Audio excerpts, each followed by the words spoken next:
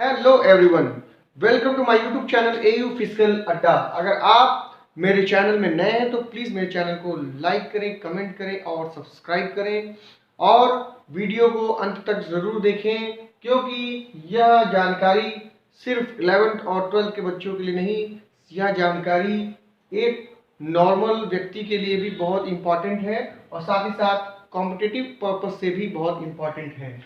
यहाँ पर आज हम अपने फिजिकल एजुकेशन के क्लास 12th के यूनिट 7 को पढ़ने जा रहे हैं, जो कि आज ये पहला पार्ट है। और हम अपने पहले पार्ट में पढ़ेंगे जो कि हमारा पहला टॉपिक है, physiological factors determine components of physical fitness.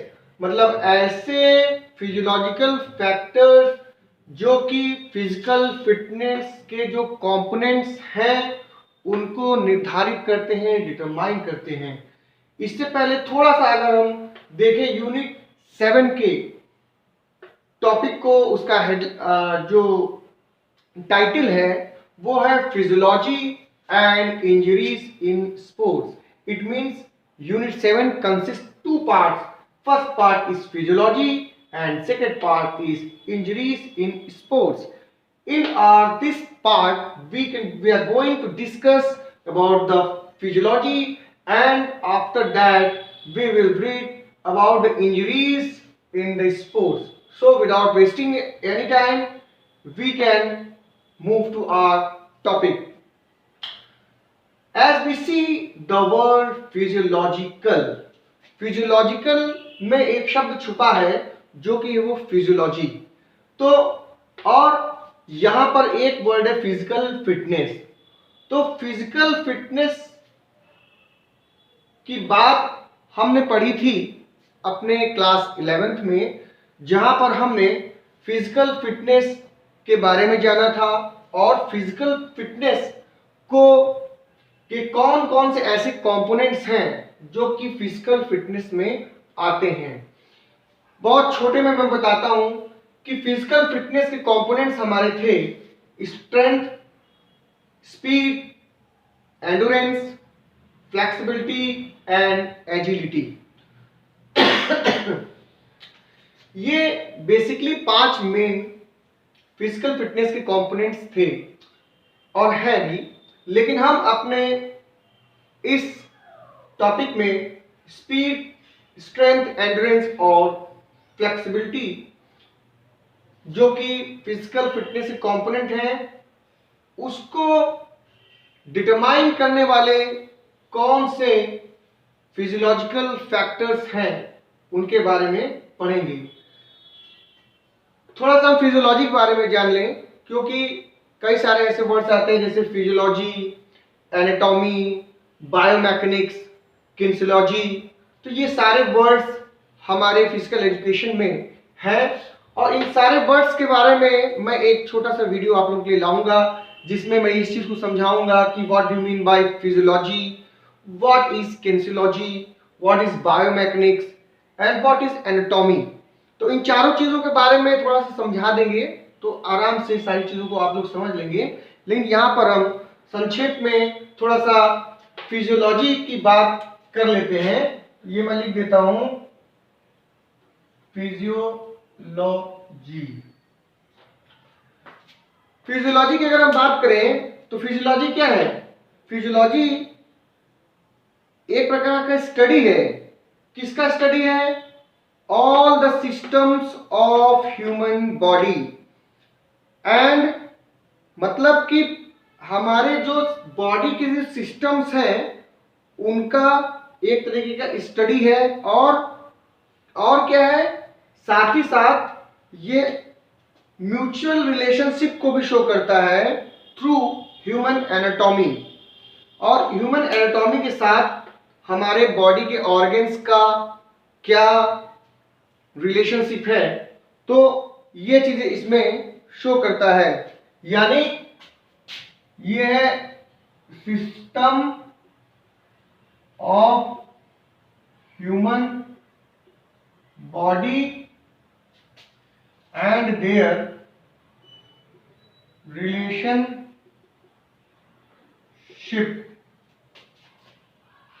यानी म्यूचुअल रिलेशनशिप, म्यूचुअल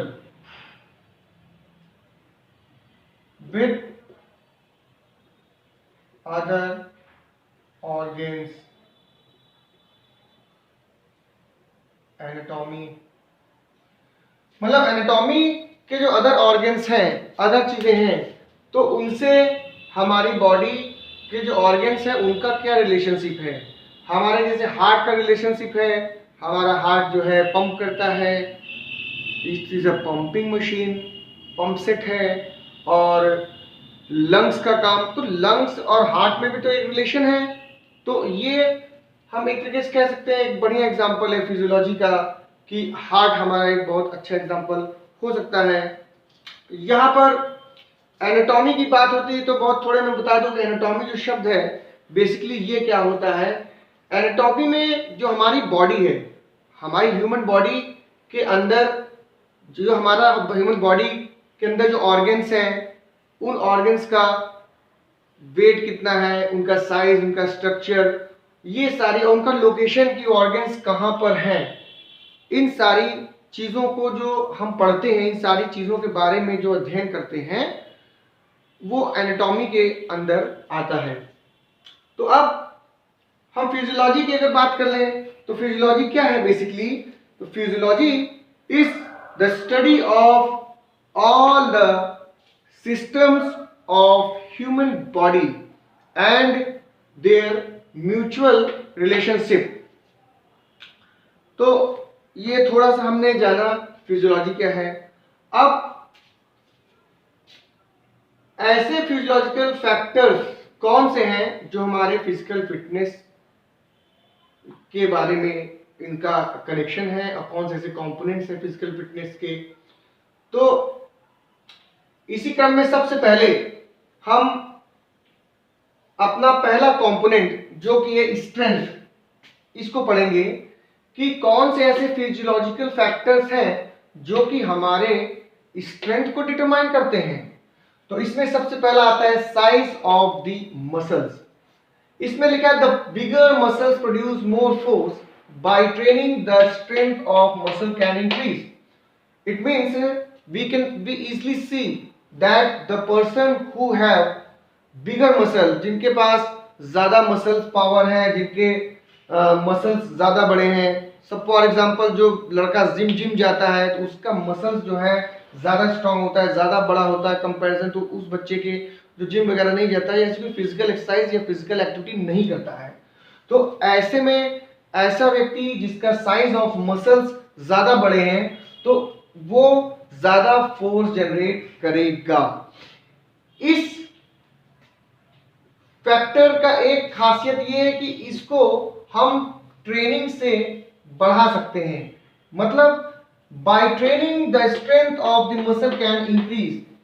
हम अपने स्ट्रेंथ को ट्रेनिंग के द्वारा बढ़ा सकते हैं। दूसरा जो फैक्टर है वो है मसल कॉम्पोजिशन। जैसे हम जानते हैं कि हमारा जो मसल का कॉम्पोजिशन है वो बेसिकली दो प्रकार के मसल फाइबर से मिलकर बनता है। एक होता है आपका फास्ट ट्विच फाइबर और दूसरा होता है आपका स्लो ट्विच फाइबर। तो फास्ट ट्विच फाइबर कई अक्सर एमसीक्यू में पूछ लेते हैं कि फास्ट ट्विच फाइबर का कलर कौन सा है, तो आप बताएंगे फास्ट ट्विच फाइबर का कलर व्हाइट कलर है। स्लो ट्विच फाइबर का कलर कौन सा है, तो स्लो ट्विच फाइबर कलर क्या है, रेड कलर है। इसीलिए मैंने रेड कलर इसको बना भी दिया है और रेड कलर इसको लिख भी दिया है। तो स्लो ट्विच फाइबर का कलर रेड होता है। नाउ फास्ट ट्विच फाइबर, जैसा कि नाम से दिख रहा है हमें फास्ट ट्विच फाइबर, फास्ट यानी तेज। अब फास्ट तेज यानी ऐसा क्या है जो इसका रिलेशन कहीं ना कहीं हम तेज से एक तरीके से जोड़ सकते हैं। जैसे फॉर एग्जांपल स्प्रिंटर्स होते हैं, हमने देखा है जो तेज धावक होते हैं, जैसे एग्जांपल तौर पे हम उसैन बोल्ट जी को ले लें। तो उसैन बोल्ट एक 100 मीटर स्प्रिंटर है, सभी जानते हैं, वर्ल्ड रिकॉर्ड चैंपियन होल्डर है, वर्ल्ड रिकॉर्ड होल्डर है। तो ये इनके अंदर क्या है कि फास्ट ट्विच फाइबर ज्यादा होगा comparison to slow twitch fibre का। और ये जो fast twitch fibre of slow twitch fibre का जो एक परसेंटेज है हर एक बॉडी में, हर एक ह्यूमन बीइंग में, स्लो ट्विच फाइबर और फास्ट ट्विच फाइबर, ये दोनों ही फाइबर्स होते हैं एक अलग अलग परसेंटेज में। तो ये जो दोनों का परसेंटेज है ये डिपेंड करता है कि किस धावक के अंदर या किस व्यक्ति के अंदर कैसी क्षमता होगी, क्या वह व्यक्ति लंबी रेस दौड़ सकता है या वह व्यक्ति छोटी रेस दौड़ सकता है। तो fast twitch fibre basically speed के लिए और स्ट्रेंथ के लिए ज्यादा काम करता है। जिस व्यक्ति में फास्ट ट्विच फाइबर ज्यादा होंगे वो व्यक्ति तेज दौड़ेगा, जिस व्यक्ति में स्लो ट्विच फाइबर ज्यादा होंगे वो लंबी रेस दौड़ेगा, यानी मैराथन के लिए वो व्यक्ति फिट है। यहां पर दिखा है कि fast twitch fibres capable to contract faster and can produce more force. ये फास्ट ट्विच फाइबर जो है ये बहुत जल्दी ये कॉन्ट्रैक्टिंग करते हैं, बहुत जल्दी कॉन्ट्रैक्ट होते हैं, जबकि स्लो ट्विच फाइबर बहुत धीरे धीरे बहुत कम कॉन्ट्रैक्ट करते हैं, उतनी तेजी से नहीं कर पाते हैं। और फास्ट ट्विच फाइबर जल्दी करने के कारण, जल्दी कॉन्ट्रैक्ट करने के कारण ये प्रोड्यूस ज्यादा करते हैं फोर्स को, और स्लो ट्विच फाइबर धीरे करने के कारण ये ज्यादा एनर्जी, ज्यादा फोर्स जनरेट नहीं कर पाते हैं। लेकिन स्लो ट्विच फाइबर जिनके अंदर ज्यादा होता है उनके अंदर स्टेमिना ज्यादा होती है, उनकी एंड्योरेंस ज्यादा होता है, वो ज्यादा लंबी दूरी तक दौड़ सकते हैं, ज्यादा देर तक दौड़ सकते हैं। क्यों? क्योंकि उनका जो कॉन्ट्रैक्टिंग है वो लंबे ड्यूरेशन के लिए होता है, लंबे समय के लिए होता है। मसल कॉम्पोजिशन बहुत इंपॉर्टेंट है और इसमें से कई सवाल आते हैं, ये बहुत इंपॉर्टेंट है, आप अपने आंसर में इसको जरूर डालिएगा, इसको भी जरूर डालिएगा, इसको जरूर डालिएगा। तीन चीजें आप आंसर में अपने जरूर डालिएगा। फिर the muscle which have more percentage of FTP can produce more strength. Usually sprinters have more percentage of FTP. ये मैंने पहले ही आपको बता दिया है कि जिनके अंदर FTP का परसेंटेज ज्यादा होगा वो ज्यादा स्ट्रेंथ पैदा करेंगे, और स्प्रिंटर जो होते हैं उनके अंदर ये परसेंटेज ज्यादा होता है। This percentage of FTP and STP are genetically determined and not increased by training. ये बहुत इंपॉर्टेंट पॉइंट है कि FTP फ्लो ट्विच फाइबर और स्लो ट्विच फाइबर और फास्ट ट्विच फाइबर का जो एक परसेंटेज है ये जेनेटिकली होता है या जीन में होता है, जेनेटिकली डिटरमाइन किया जाता है। इसको आप एक्सरसाइज या ट्रेनिंग के जरिए इंक्रीज नहीं कर सकते हैं, ये जेनेटिक होता है। बाकी और कई सारे ऐसे कंपोनेंट्स हैं जिनको हम ट्रेनिंग के द्वारा बढ़ा सकते हैं। अब दूसरा मसल कॉम्पोजिशन था, इसके बाद हम intensity of the nerve impulses की ओर आते हैं। नर्वस सिस्टम का काम होता है सिग्नल देना, जैसा हम सभी जानते हैं, और वो जितनी तेजी से सिग्नल देगा हमारे अदर ऑर्गन्स को, हमारे अदर बॉडी पार्ट्स को, तो वो बॉडी पार्ट्स, वो ऑर्गन्स हमारे उतनी अच्छी तरीके से काम करेंगे, ये हम सभी जानते हैं। और सेंट्रल नर्वस सिस्टम इसमें बहुत अहम रोल प्ले करता है। यहां पर इंटेंसिटी की बात करें नर्वस इंपल्स की, तो the muscle is composed of a number of motor units. The total force of the muscles depend upon the number of contracting motor units. हमारी जो मसल्स हैं वो कई सारी मोटर यूनिट्स से मिलकर के बनती हैं, और ये हम जो फोर्स जनरेट करते हैं तो वो किस पर डिपेंड करता है? वो जो फोर्स हमारे मसल्स जनरेट करते हैं वो डिपेंड करता है number of the contracting motor units. मतलब जितना ज्यादा number of contracting motor units होगा हमारी मसल से उतना ही ज्यादा फोर्स जनरेट होगा। और ये इसमें सीनेस कैसे रोल प्ले करता है, थोड़ा इसके देखिए। When ever a stronger nerve impulse from central nervous system excite more numbers of motor units. अब मोटर यूनिट को जो है, ज्यादा मोटर यूनिट्स को जनरेट करने के लिए हमारा सीएनएस क्या होता है, एक तरीके से उसको ऑर्डर देता है, एक्साइट करता है, उसको एक तरीके से प्रोवोक करता है, तो जिसके कारण से ज्यादा नंबर ऑफ यूनिट्स में हमारे निकलते हैं, तो जिस कारण से ज्यादा फोर्स जनरेट होता है।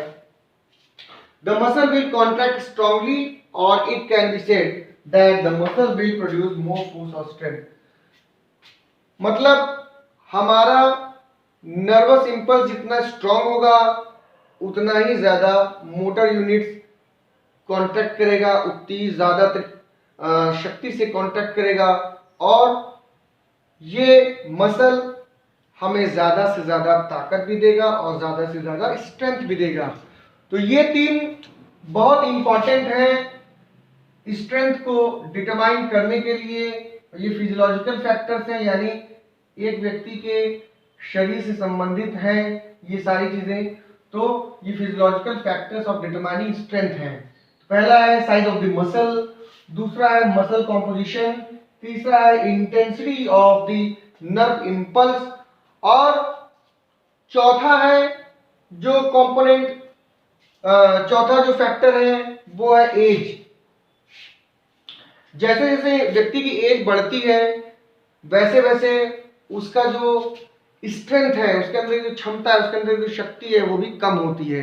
ड्यूरिंग द टीनेज ये बहुत ज्यादा होता है, धीरे धीरे और ज्यादा होता है, और एक समय के बाद ये धीरे धीरे डिग्रेड होता है, कम होता है। तो एज भी एक ऐसा फैक्टर हम कह सकते हैं कि जो हमारे स्ट्रेंथ को डिटरमाइन करता है। मीन्स जो जितना अधिक उम्र दराज होगा, जो जितना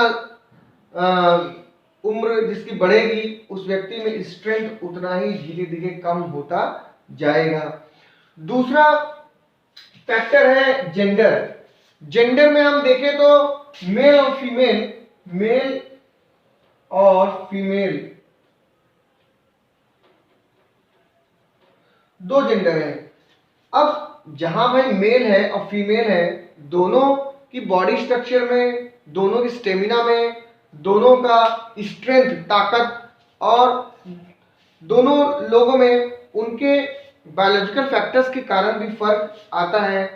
एक पुरुष का और एक महिला का, दोनों का स्ट्रेंथ एक जैसे नहीं हो सकता है। इसलिए the gender is also, gender factor gender is also responsible for the determining the strength. And lastly the body weight. Body weight is also a factor which determines the strength. As we can say that if we see those persons who have body weight, it means they have weighted body, then they also generate lots of power, lots of energy, and they are able to do very heavy work in comparison to those who have less weight. So body weight is also a very important factor of determining the strength. तो हम लोगों ने आज अपने physiological factors determining strength में अभी पढ़ रहे हैं। स्ट्रेंथ में हमने अपना ये कौन से फैक्टर्स है इसके बारे में जान लिया है। फैक्टर्स कौन कौन से एक बार मैं आपको फिर से बता देता हूँ, इसको आप लिख लें, चाहे स्क्रीनशॉट ले लीजिएगा। साइज ऑफ द मसल्स पहला है, दूसरा है मसल कॉम्पोजिशन है, तीसरा है intensity of the nervous impulse है, चौथा है एज है, पांचवा जेंडर है, और छठा बॉडी वेट है। तो ये 6 हैं। तो स्ट्रेंथ को आपको स्ट्रेंथ को डिफाइन करने कैसे था, what do mean by strength, and what is the physiological factors by which we can determine the strength. तो थोड़ा सा हमें स्ट्रेंथ को बताना होगा, स्ट्रेंथ क्या है, और साथ ही साथ हमें ये बताना होगा कि भाई उसको डिटरमाइन करने वाले फिजियोलॉजिकल फैक्टर्स में हमें इन 6 चीजों के बारे में बता देना होगा। इसमें एमसीक्यू से यहां से भी सवाल उठते हैं कि फास्ट ट्विच फाइबर्स के कलर कौन से होते हैं, स्लो ट्विच फाइबर के कलर कौन से होते हैं। ये भी पूछ सकते हैं आपसे कि ऐसा कौन सा फैक्टर है जिसको कि ट्रेनिंग के जरिए नहीं बढ़ाया जा सकता है। तो वो फैक्टर आपका एक मसल कॉम्पोजिशन बहुत इंपॉर्टेंट है, इसको ट्रेनिंग के जरिए नहीं बढ़ाया जा सकता है, ये बहुत इंपॉर्टेंट है। तो आज हमने अपने स्ट्रेंथ को पढ़ा और उसके फैक्टर्स को जाना।